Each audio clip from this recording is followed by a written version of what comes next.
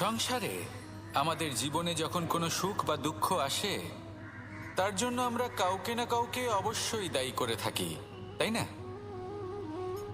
এই ব্যক্তি আমাদের সাথে এরকম কাজ করেছেন, তাই আমার সাথে এমন হলো। ওই ব্যক্তি যদি এমনটা না করতেন, তাহলে আজ আমি ওই স্থানে পৌঁছতে পারতাম।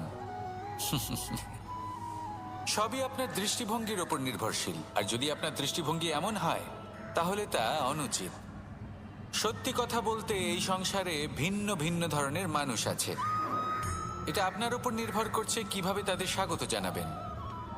একবার ভাবুন, আমি আমার দুটো হাত সামনে নিয়ে এলাম, দুটো মুঠো খুলে দিলাম।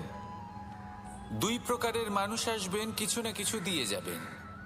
এই মুঠো যদি আমি বন্ধ করে দিই, তাহলে না কেউ আমাকে কিছু দিতে পারবে, না আমার কিছু যাবে আসবে। নিশ্চয়ই বুঝতে পারছেন, এই দুই ধরনের